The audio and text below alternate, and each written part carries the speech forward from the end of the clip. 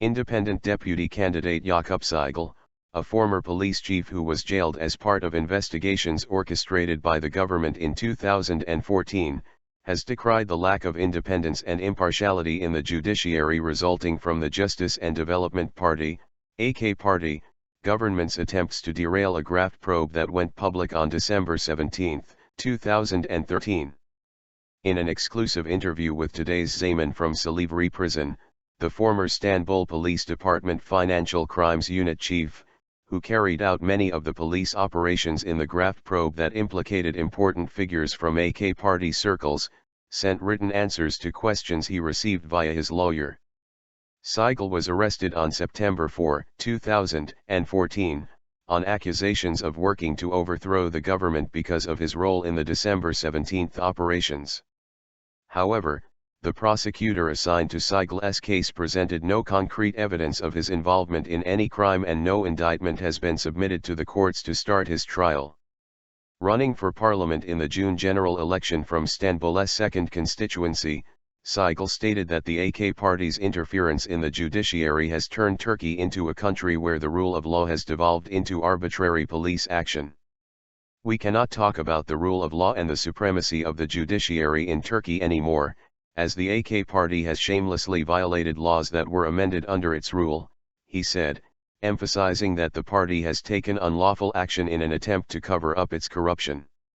According to Saygılı, purges in the police force and the judiciary, the arrests of police officers, prosecutors, and judges who carried out the graft probe, and the silence of judicial bodies about these unlawful acts show that state institutions, supposedly the backbone of the country, have led Turkey into a state of chaos. He said the AK party uses the penal courts of peace, formed by the AK party government in July 2014, and the Supreme Board of Judges and Prosecutors, HSYK, to punish dissenting voices and to suppress prosecutors and judges who do not obey the government's orders. Explaining that he wants to be in parliament to reinstate the independence of the judiciary, Saygılı emphasized that only an impartial judiciary can ensure basic freedoms, democracy, and a better economy. Post-election period to mark end of AK party, beginning of reconstruction of Turkey. Expressing his positive expectations for the outcome of the June general election, Saygılı hopes the post-election period will mark the end of AK party rule and the beginning of the reconstruction of Turkey. He believes state institutions, including the judiciary, police forces, and others, will start an institutional regeneration in order to reach the level seen in democratic countries. Describing the cell he was recently transferred to, Saygılı said he lives in a small cell with 2 other police chiefs, and that they have access to a small kitchen.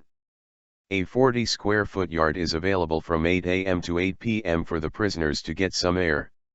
A television that has 24 channels, 7 of which are state channels, and a radio is available in their room, and that they can read 6 newspapers daily.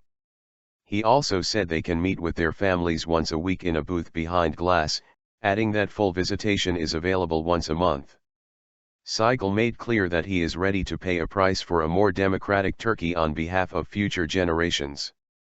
Stressing that the AK party threatens the nation with a future of poverty, Saygılı noted that a population that fears being unable to provide bread for its family cannot think clearly about individual rights, freedom, and democracy.